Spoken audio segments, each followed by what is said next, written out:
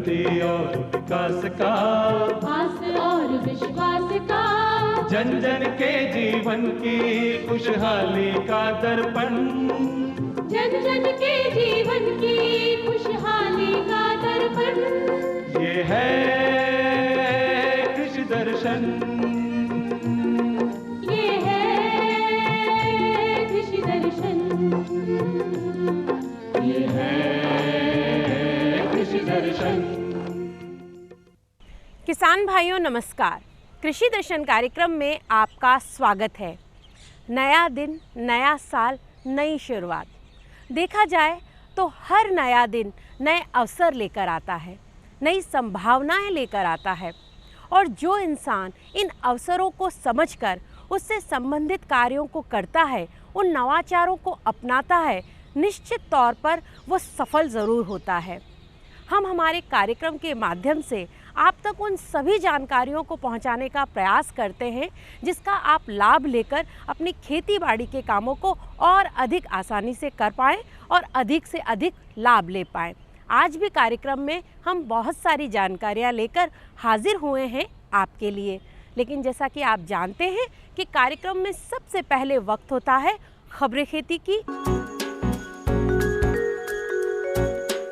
किसान भाइयों नमस्कार। खबरें खेती की में आप सभी का स्वागत है।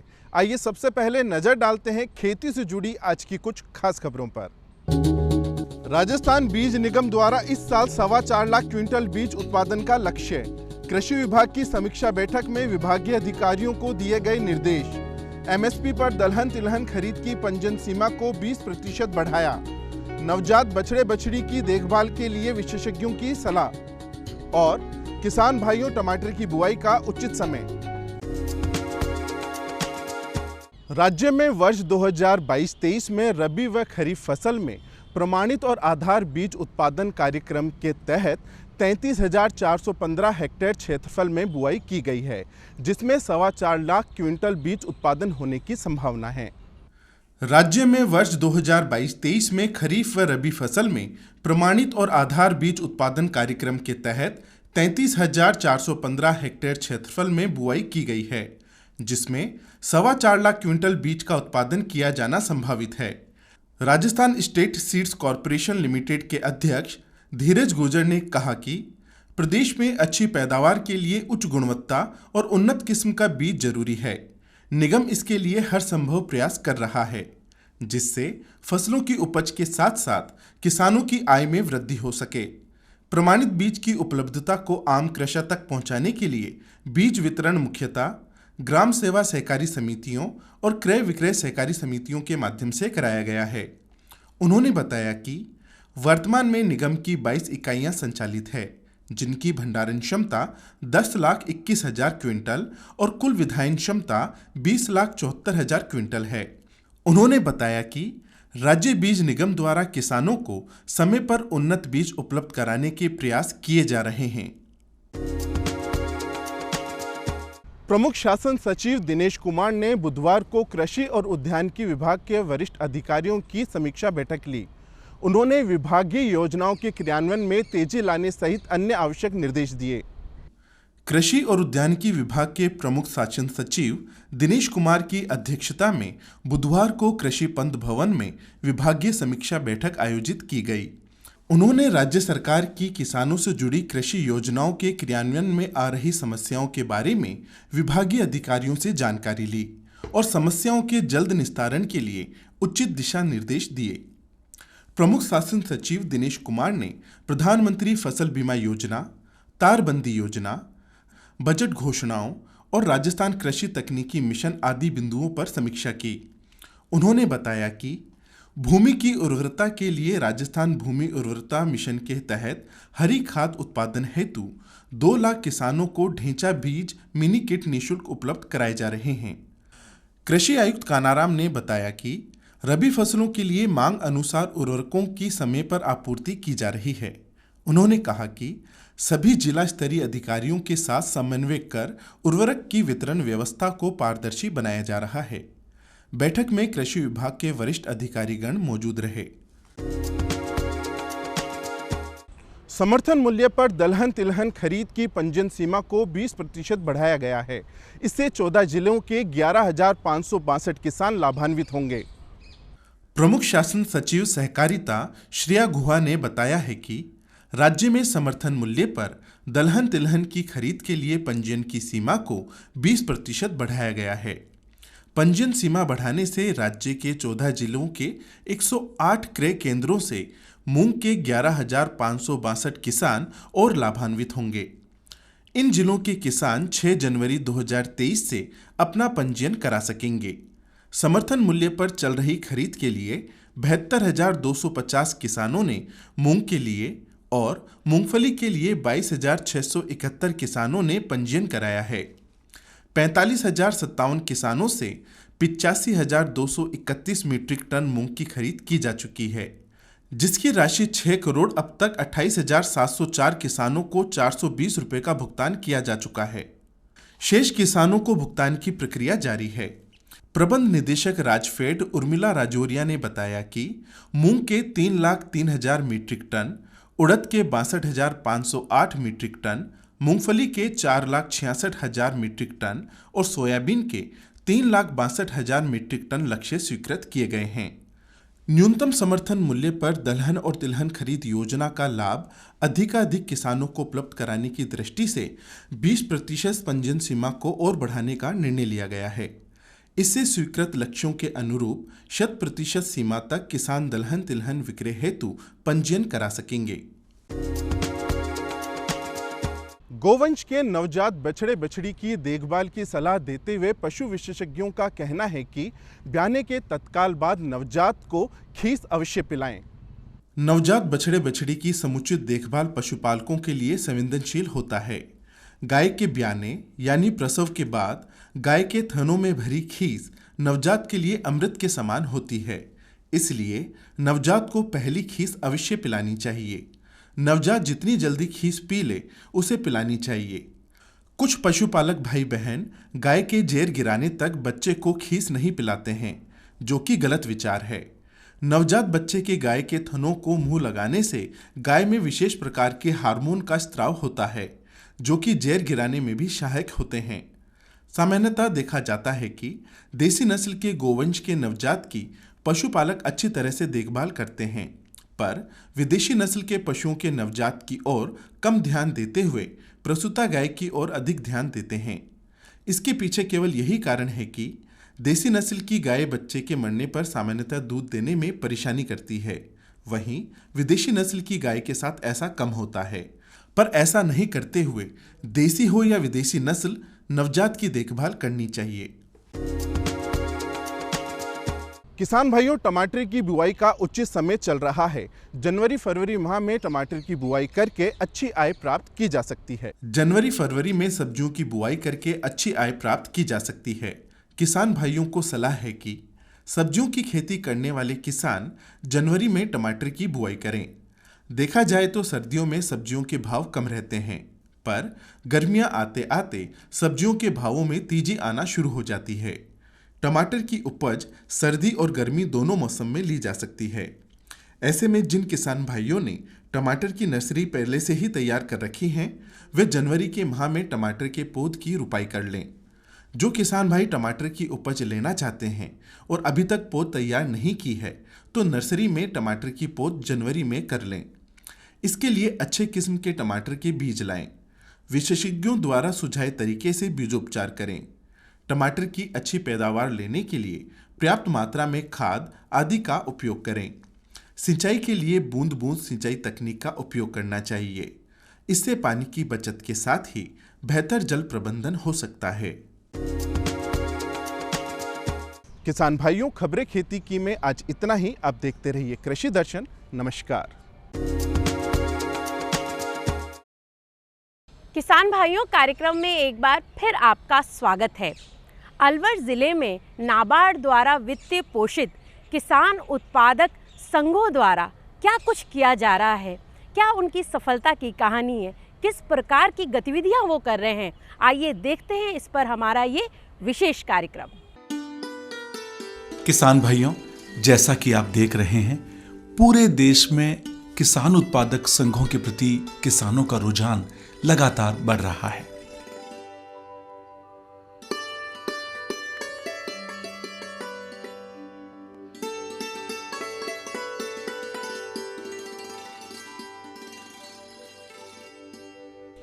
माननीय प्रधानमंत्री महोदय भी ये चाहते हैं कि पूरे देश में किसान उत्पादक संघों से जुड़े, अपनी क्रिया प्रणाली, नवाचार और गतिविधियों को किसान उत्पादक संघों के माध्यम से करें। इसीलिए पूरे देश में 10,000 एफपीओ निर्माण का लक्ष्य रखा गया है।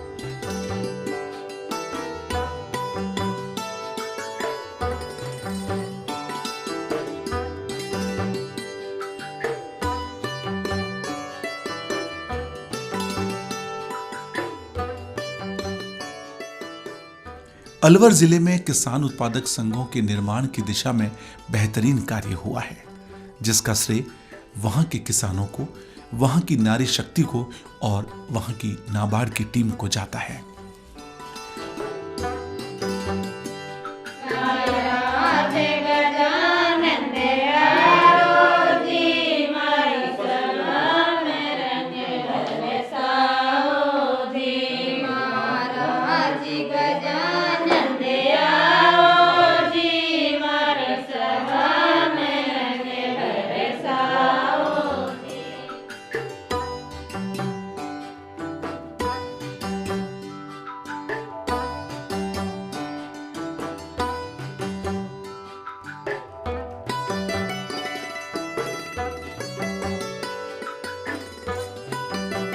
हमारी टीम ने अलवर स्थित नारी उत्थान संस्थान की गतिविधियों को कवर किया और आप सभी के लिए एक विशेष कार्यक्रम लाने का प्रयास किया। आइए आपको लिए चलते हैं नारी उत्थान संस्थान अलवर और वहां की गतिविधियों से आपको रूबरू करवाते हैं।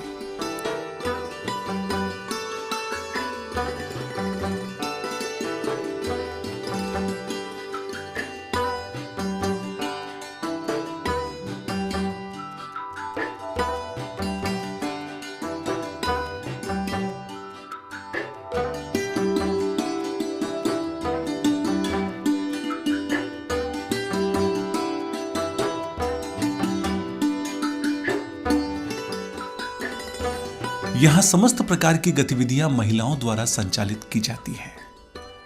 मुख्य रूप से यदि बात करें तो नारी उत्थान संस्थान दूध संकलन के क्षेत्र में बेहतरीन कार्य कर रहा है। यहां संकलन किया जाता है और साथ ही साथ उसकी जांच की जाती है।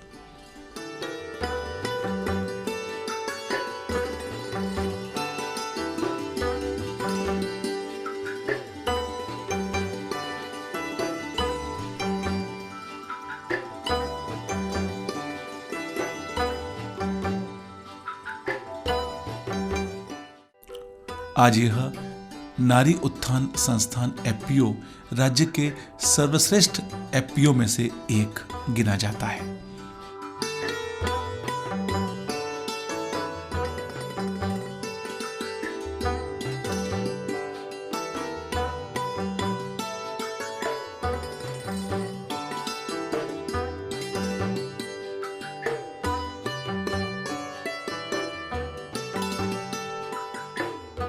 सन 1982 से लेकर निरंतर नाबार्ड क्षेत्र में कार्य कर रहे हैं।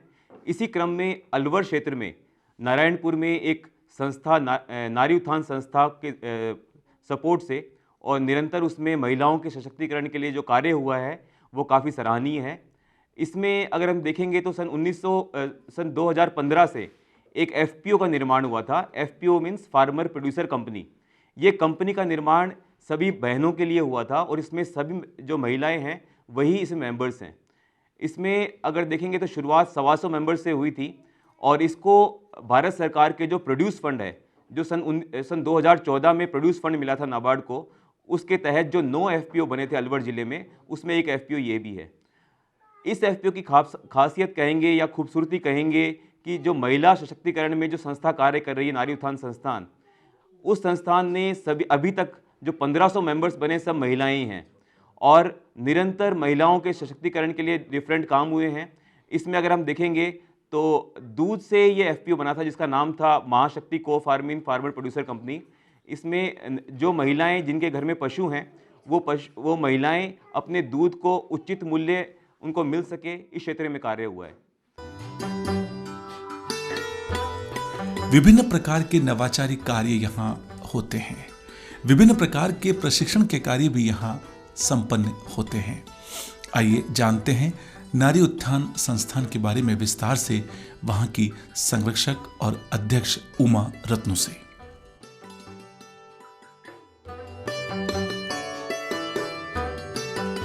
नारी उत्थान संस्थान की स्थापना करने का उद्देश्य यही था कि हर महिला को रोजगार मिले, काम मिले।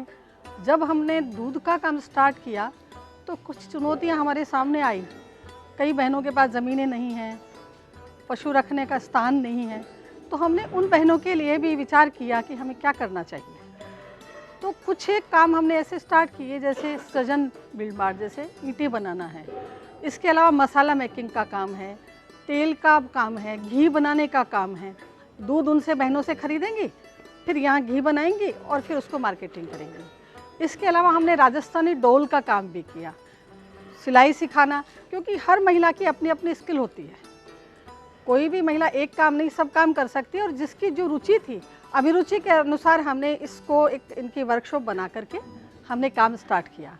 तो डॉल मेकिंग का है, सिलाई का है, मसाला मेकिंग का है, मावा मेकिंग का है। उसमें भी हमारी बहनें दूध कलेक्ट लेकर के और फिर यहाँ से मावा बना करके, जिसको आपने सुना होगा पंजाबी अलवर का मावा बहुत फेमस है, और हमारी बहनें बहुत स्वादिष्ट और बहुत अच्छा कलाकंद बनाती हैं। इससे उनका घर का काम भी चलने लगा और उनको एक कॉन्फिडेंस भी आया। किसान भाइयों, महिला सशक्तिकरण का दौर है।